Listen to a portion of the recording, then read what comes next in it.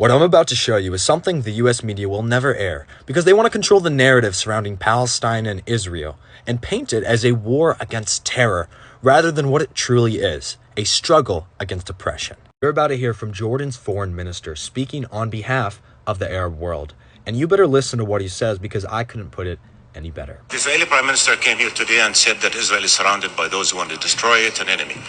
We're here, members of a Muslim Arab committee mandated by 57 Arab and Muslim countries.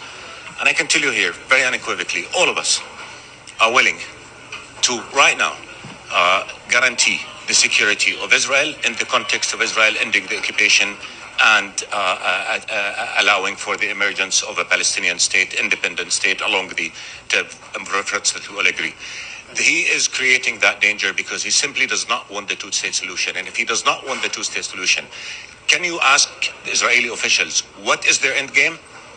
Other than just wars and wars and wars. I'm telling you, all of us in the Arab world here, we want a peace in which Israel lives in peace and security, accepted, normalized with all Arab countries in the context of ending the occupation, withdrawing from Arab territory, allowing for the emergence of an independent, sovereign Palestinian state on June 4, 1967, lies with occupied Jerusalem's capital. That is our narrative. And we will guarantee Israel's security in that context. Can you ask Israelis what's their narrative other than I'm going to continue to go to war, I'm going to kill this and kill that and destroy this and this that? The amount of damage that Israeli government has done, 30 years of efforts to convince people that peace is possible, this Israeli government killed it. The amount of dehumanization, hatred, bitterness will take generations to navigate through. So ultimately the question is, we want peace. And we've laid out a plan for peace. Ask any Israeli official, what is their plan for peace? You'll get nothing because they're only thinking of the first step. We're going to go destroy Gaza, inflame the West Bank, destroy Lebanon. And after that, they have no plan. We have a plan. We have no partner for peace in Israel. There is a partner for peace in the Arab world.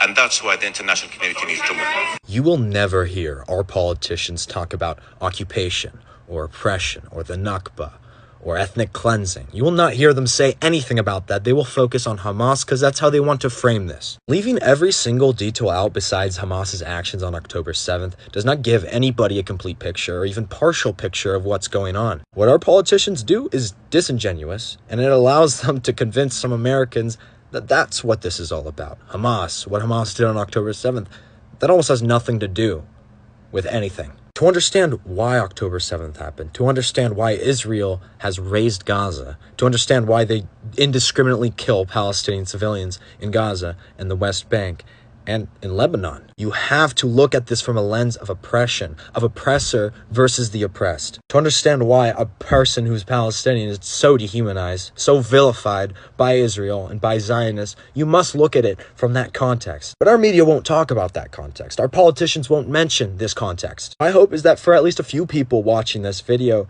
it's the first time they're hearing something like this. I remember the first time I heard something like this, and it set me on the path that took me here right now in front of you. If you think this is something more people should hear, feel free to repost this video, comment, copy the link a bunch, that helps a lot. And if you wanted to support me going to college and making videos, there's a link in my bio where you can help me out. Thank you, and free Palestine.